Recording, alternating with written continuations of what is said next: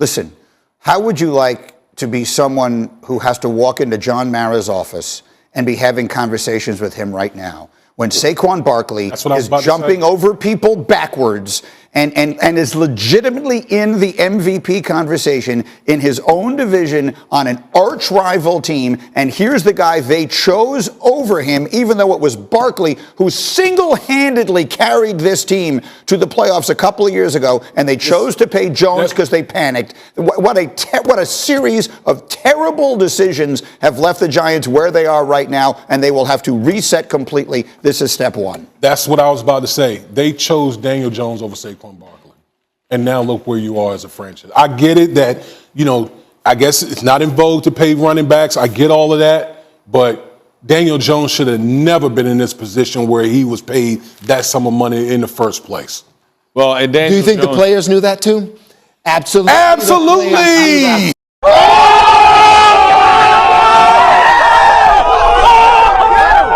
All right, then. How about that? The Giants have finally benched Daniel Jones at the quarterback position. This is Sports Guy talking that you guys are watching and listening to.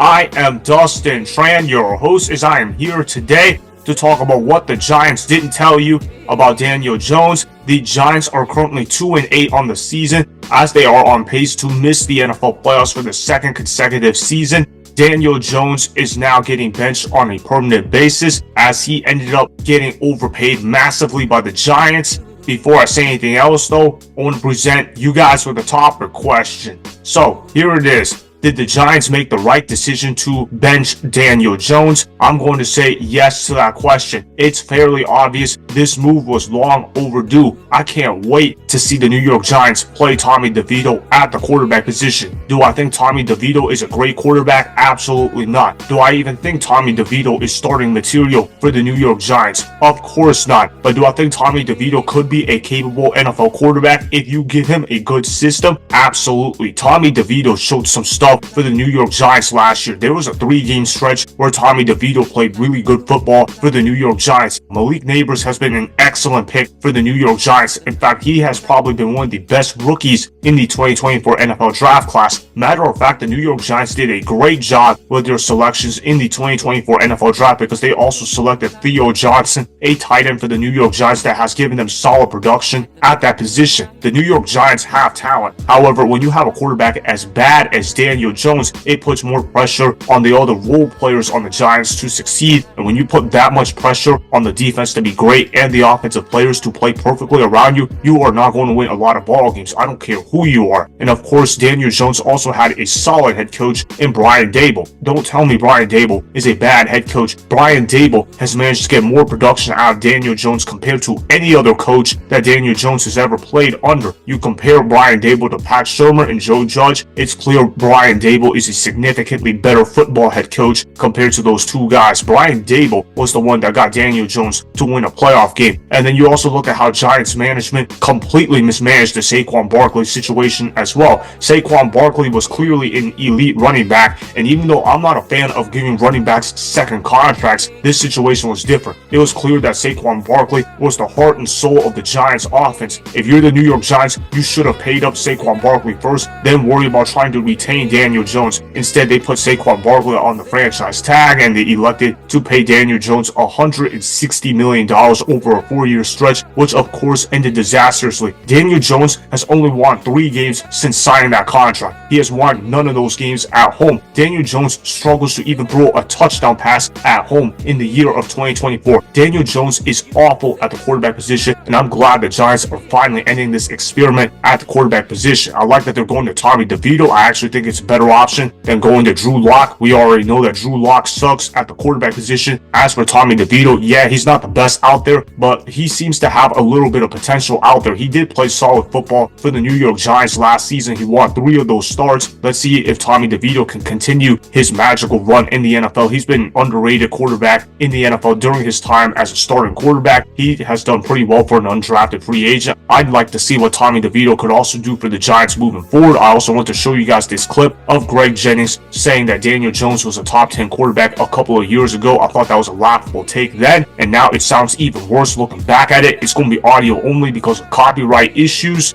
Roll the film. Daniel Jones is a top 10 quarterback. Yes, wow. I'm saying it. Great. If you are starting a franchise, give me 10 guys that you would take over Daniel Jones right now. And Really? Brian, Here we go. yeah, Daboll is the quarterback. Okay. Can I give Go it to ahead. you? Give me All right, 10. let's just try it. Mahomes, Burrow, the Prince, Lamar, Allen, Herbert. That's 6 Yep, just that's in the 6. Keep AFC. Can Lamar?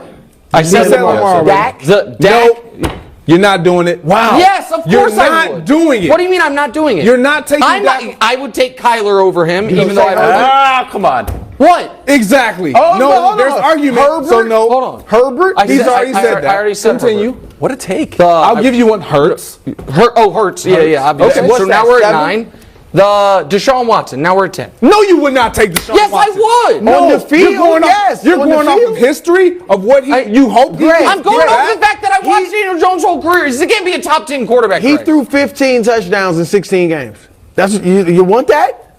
Greg, and Daniel Jones is a top 10 quarterback. I don't want to hear. We're I don't want to hear basing- y'all backpedaling next we're year. basing- okay, I when will he starts backpedal. balling.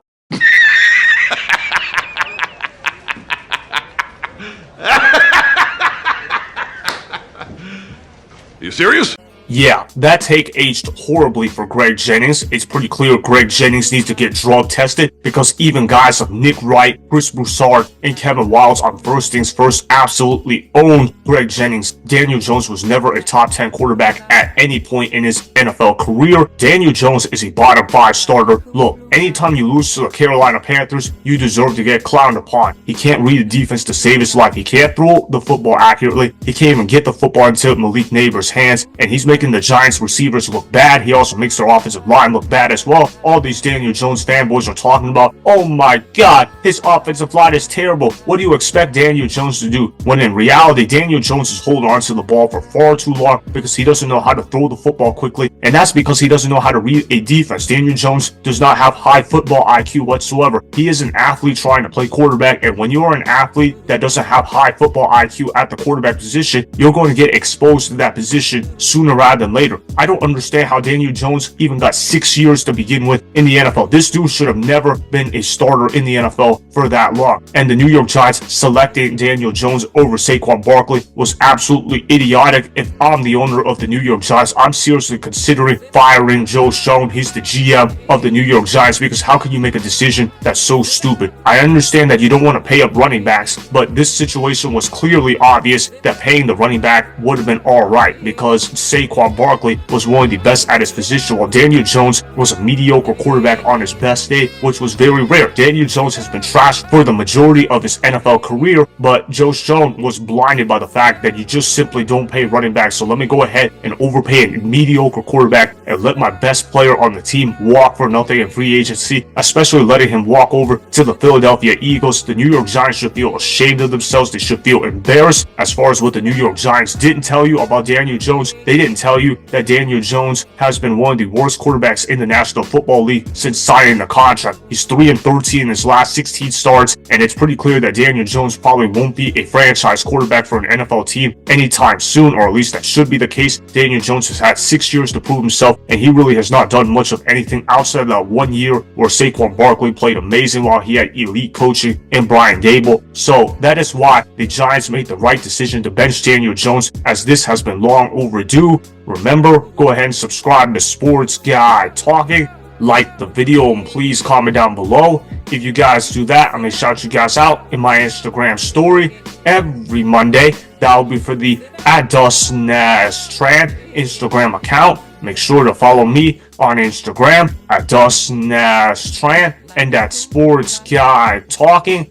Also, go follow me on Twitter @DusNasTran. Again, go ahead and do those things that I just told you guys to go do. Hopefully, you guys enjoyed the content that was just produced. Peace out. I hope you enjoyed that video. Want more Sports Guy Talking, the home of great sports content? Make sure you click that subscribe button to get the latest from Sports Guy Talking. Go ahead and like the video, comment down below, check the description box on the video in order to follow my Instagram and Twitter. Also, be sure to check out more of the best clips from the YouTube channel, Sports Guy Talking.